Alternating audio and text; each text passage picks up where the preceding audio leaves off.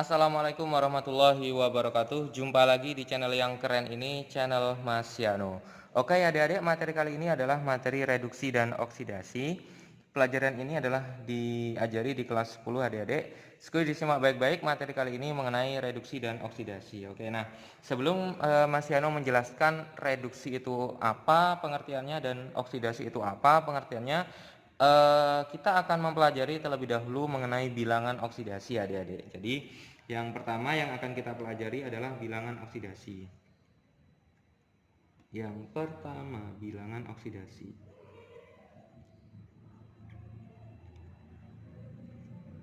Oke, nah bilangan oksidasi ini dimiliki oleh unsur-unsur yang terdapat pada sistem periodik unsur. Jadi masing-masing unsur memiliki bilangan oksidasi yang berbeda-beda. Ada suatu unsur yang hanya memiliki satu bilangan oksidasi, ada juga unsur-unsur yang punya lebih dari satu bilangan oksidasi adik-adik. Jadi di sini Mas Yano akan menjelaskan unsur-unsur itu kira-kira mempunyai bilangan oksidasi berapa. Nah, dimulai dari yang pertama adalah unsur bebas adik-adik. Jadi yang pertama adalah unsur bebas. Senyawa-senyawa dalam unsur bebas itu memiliki bilangan oksidasi sama dengan 0, atau bilangan oksidasi ini biasanya disingkat adik-adik sebagai bilox. Jadi bilangan oksidasi unsur bebas itu sama dengan 0. Contohnya adik-adik ada N2. Contohnya itu ada N2, ada O2, ada Fe misalkan, kemudian ada apa lagi ya? Hidrogen, H2 misalkan, dan lain sebagainya. Nah, artinya kalau ada unsur bebas itu biasanya dia sendiri, unsurnya itu dia tidak gandengan, tidak bergandengan. Artinya dia dia bisa tersusun dalam bentuk monoatomik. Monoatomik itu berarti satu atom, atau diatomik. Diatomik itu berarti dua atom tapi unsurnya sama. Misalkan seperti N2. N2 ini kan berarti sama-sama N, berarti N-nya ada dua. Berarti dia tergolong ke dalam golongan termasuk ke dalam diatomik atau dua atom. Kemudian O2 juga sama. Fe ini berarti ada satu saja, Fe saja. Berarti dia termasuk ke dalam monoatomik. H2 diatomik dan lain sebagainya. Jadi adik-adik, kalau ada satu unsur bebas itu berarti dia sendiri, unsurnya hanya ada satu, tersusun dari satu unsur saja, berarti dia merupakan unsur bebas. Nah, kalau unsur bebas berarti sudah jelas bilangan oksidasinya adalah 0. Oke, nah sekarang contoh lain. Yang kedua, kalau dalam unsur bebas itu 0, kalau dalam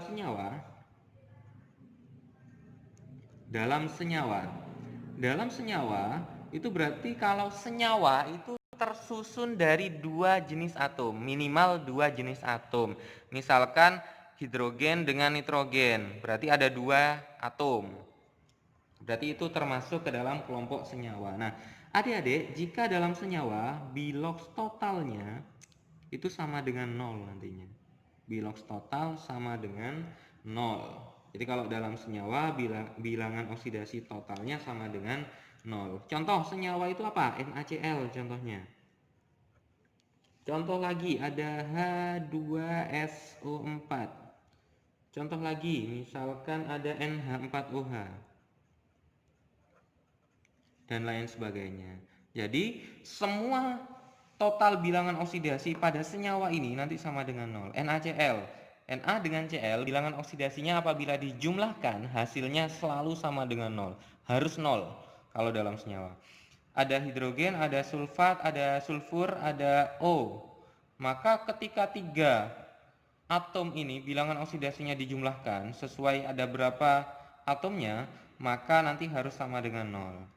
NH4OH, N hidrogennya 5 dan 1 oksigen, ketika dijumlahkan semua harus sama dengan 0 bilangan oksidasinya. Nah sekarang yang terakhir itu dalam ion.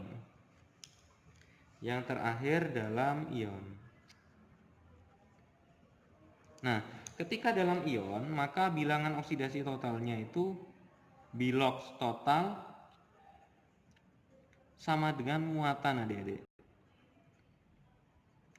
Jadi bilox totalnya sama dengan muatan. Contohnya NH4+. NH4+. Contoh lagi ada NO3-. Dan ada contoh lagi ada SO4 2- dan lain sebagainya. Oke, nah ini adalah bilangan oksidasi-oksidasi yang terdapat pada unsur bebas, dalam senyawa, dan dalam ion. Nah, sekarang ada prioritas bilangan oksidasi adik-adik. Jadi prioritas bilangan oksidasi, prioritas bilox atau bilangan oksidasi. Jadi yang harus diprioritaskan itu yang mana? Oke, yang pertama adalah golongan 1A. Prioritas yang pertama adalah golongan 1A. Jadi kalau ada senyawa, prioritas pertama yang harus kita tahu bilangan oksidasinya adalah golongan 1A. Kemudian ada golongan 2A selanjutnya. Kemudian ada Al, aluminium. Kemudian ada hidrogen. Kemudian ada F. Kemudian ada O. Ada Cl, Br, dan I. Oke, nah masing-masing ini memiliki bilangan oksidasi yang berbeda-beda. Golongan 1A semua bilangan oksidasinya adalah +1. Golongan 2A semua bilangan oksidasinya +2. Al itu selalu +3, kecuali dalam unsur bebas dia sama dengan 0. Hidrogen itu +1, F itu -1, O itu -2, Cl itu -1, Br -1, dan I -1. Oke, jadi semakin ke atas ini semakin prioritas adik-adik. Semakin ke atas ini semakin prioritas.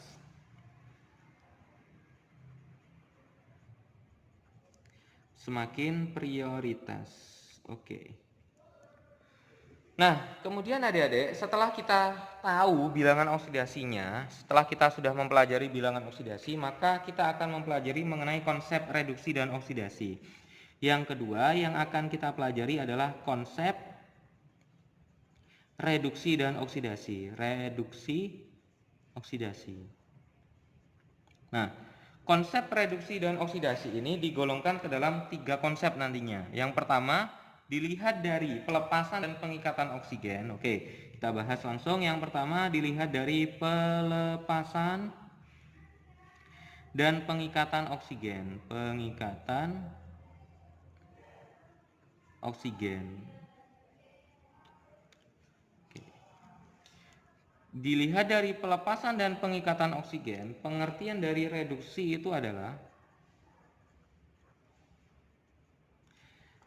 reaksi pelepasan oksigen oleh suatu zat. Jadi kalau dikatakan reduksi itu apabila dia melepas oksigen. Reaksi pelepasan oksigen oleh suatu zat.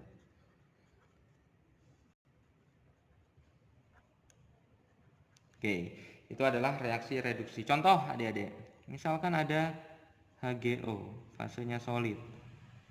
Dia terurai membentuk yang namanya Hg dan O2. Oke. Karena oksigennya dilepas, maka kita katakan ini sebagai reaksi reduksi.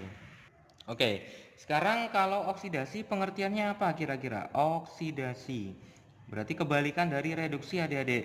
Kalau reduksi itu melepas, berarti oksidasi itu mengikat. Jadi oksidasi itu dikatakan sebagai reaksi oksidasi apabila reaksi mengikat atau pengikatan oksigen oleh suatu zat.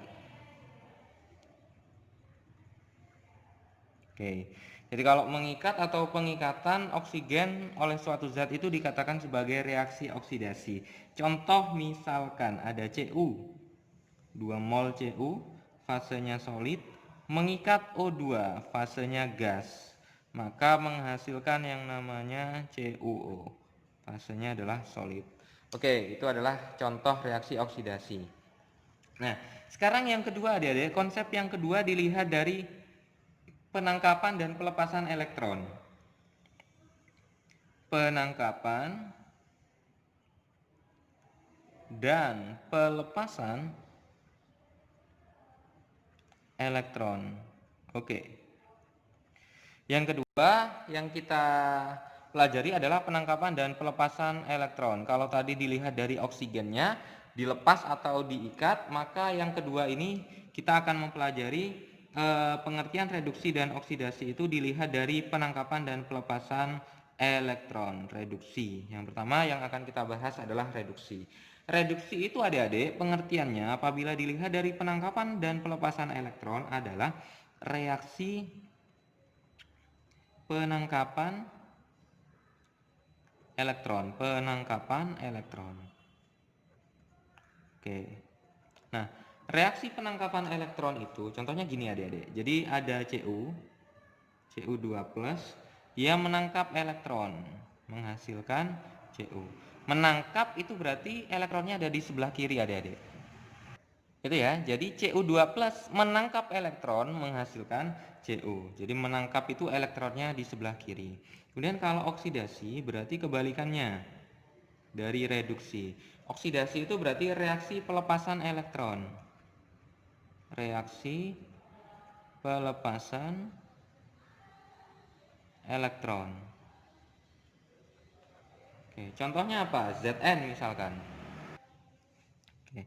Contohnya Zn. Zn di sini melepas elektron sehingga menghasilkan Zn2+ dengan melepas elektron, melepas 2 elektron. Sehingga ini dikatakan sebagai reaksi oksidasi. Kalau ini menangkap elektron, kalau ini melepas elektron. Kalau elektronnya sebelah kiri berarti dia menangkap. Tapi kalau elektronnya sebelah kanannya anak panah berarti dia melepas adik-adik.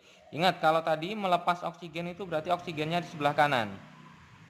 Kalau menangkap berarti oksigennya sebelah kiri. Atau mengikat oksigen berarti oksigennya sebelah kiri. Nah sekarang yang terakhir adik-adik, pengertian atau konsep reduksi dan oksidasi itu dilihat dari kenaikan dan penurunan bilox. Kenaikan dan penurunan bilangan oksidasi atau bilox. Oke, kenaikan dan penurunan bilox itu pengertian pada reduksi dan oksidasi memiliki pengertian yang berbeda. Yang pertama ada reduksi. Reduksi itu pengertiannya adalah reaksi yang mengalami penurunan bilangan oksidasi. Reaksi yang mengalami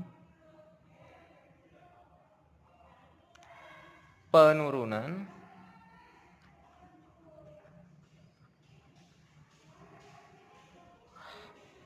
bilox. Jadi kalau ada reaksi yang mengalami penurunan bilox, maka dikatakan sebagai reaksi reduksi. Sekarang kalau oksidasi berarti kebalikannya adik-adik. Kalau yang reduksi itu penurunan bilox, kalau yang oksidasi berarti pengertiannya adalah reaksi yang mengalami kenaikan bilox. Reaksi